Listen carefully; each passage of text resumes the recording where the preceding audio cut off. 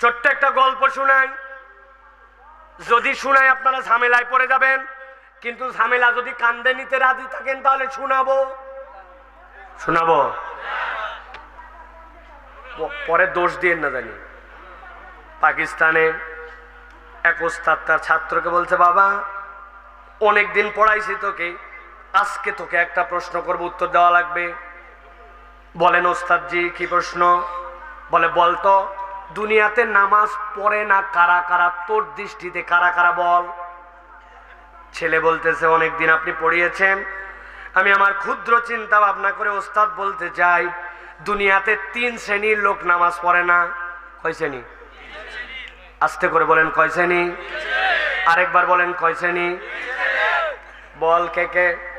1 নম্বরে ওস্তাদ, দুনিয়াতে যে পাগল অথবা অজ্ঞান এই লোক আমি দেখছি নামাজ পড়ে না।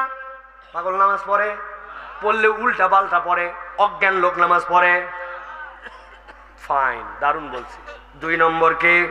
বলে ওস্তাদ 2 নম্বরে দুনিয়ায় যারা মৃত মরা মানুষ নামাজ পড়ে না, বরং মরা মানুষের নামাজ পড়া লাগে, ঠিক কি না? দারুণ বলছি। 1 নম্বর অজ্ঞান পাগল, 2 নম্বরে মৃত।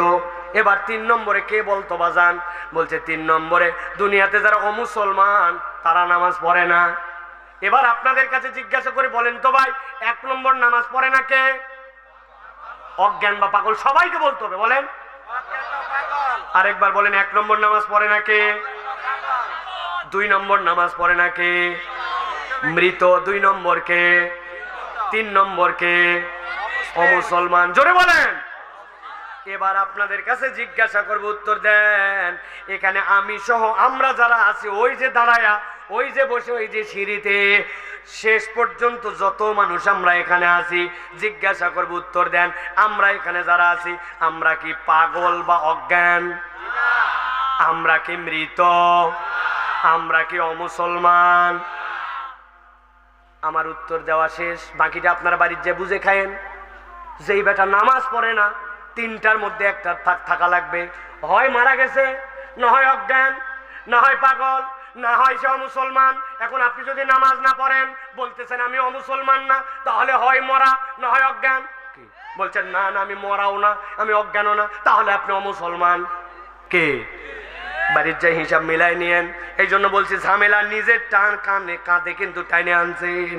নামাজ নাই, আপনার আমল নামায় কিচ্ছু নাই। নামাজ আছে, আপনার আমল নামার হিসাব শুরু হয়েছে।